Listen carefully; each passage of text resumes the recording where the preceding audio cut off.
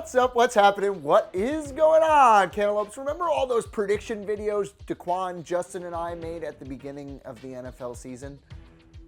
Well, they were really wrong because this season was nearly impossible to predict. The Saints all of a sudden have a good defense.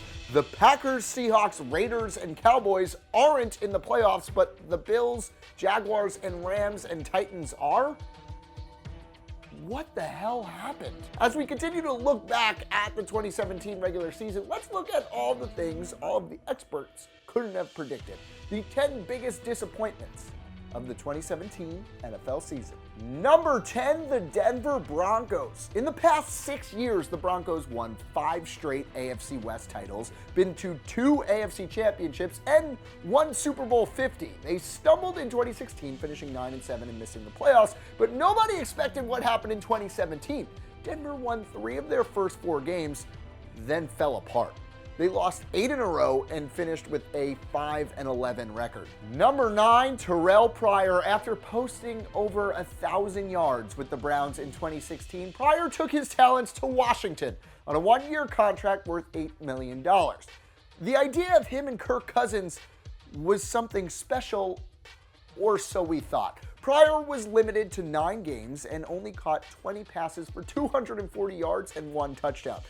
For sure, he had to be one of the most disappointing free agency acquisitions of the season. Number 8, the Cleveland Browns. Okay, we all knew they were going to be really bad, but DeShone Kizer gave us a glimmer of hope, right? Maybe 3 or 4 wins for Cleveland this year?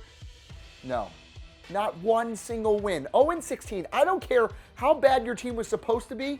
You go 0-16, you're a disappointment and a disgrace to your fan base and your city. Number 7, the Tampa Bay Buccaneers. After posting a 9-7 record in 2016, big things were expected for Jameis Winston. The people here, not naming names, at Total Pro Sports, picked the Bucs to win the NFC South. Everything that could have gone wrong ultimately did. In the end, the Bucs won 5 games, and the rest of the NFC South flourished. Number 6, Joe Flacco. Flacco pretty much proved he wasn't an elite quarterback this year, throwing only 18 touchdowns alongside 13 interceptions. Not a terrible ratio, but he also didn't have a 300-yard game all year. To top it all off, the Ravens still had a chance to qualify for the playoffs in Week 17, but Flacco threw a costly interception and the Ravens lost to the Bengals. They did beat my Dolphins, 40-0 though, so there's that. Number 5, Adrian Peterson. The aging back signed a 2-year, $7 million deal with the New Orleans Saints. The backfield was stacked with Mark Ingram and rookie Alvin Kamara, which allowed Peterson to run the ball only 27 times as a Saint. Peterson complained about his role on the team and was traded to the Arizona Cardinals. He only had 448 rushing yards in Arizona. Number 4, the Seattle Seahawks defense. The Seahawks built the NFL's best defense for the first half of the decade. The Legion of Boom was the backbone of this team's Super Bowl 48 championship and near Seattle should have ran Super Bowl 49 victory. Injuries to Richard Sherman, Cam Chancellor, and Cliff Averill hurt a lot. And the Seahawks D was just awful. Seattle is definitely used to being pretty much the best defense every year. This time they finished in the middle of the pack for both yards and points allowed. They won just 9 games and saw their 5-year playoff streak come to an abrupt end. Number 3, Eli Manning and the Giants. Coming off 3 straight 4,000 passing yard seasons, big things were expected for Eli Manning. Those big things didn't come early, and then cue the injuries to Odell, Brandon Marshall, and Sterling Shepard, and boom! The Giants had absolutely no weapons on offense. It got so bad that somehow Geno Smith was seen as a better option and started over Manning in Week 13, which brought his streak of 210 consecutive starts to an end. Oh, poor Manning. Number 2, the Dallas Cowboys. Just a year after Dak and Zeke led the Dallas Cowboys to 13 wins, everything crumbled in 2017. Of course, Zeke's suspension didn't help, but in plenty of games, the Cowboys were just plain bad.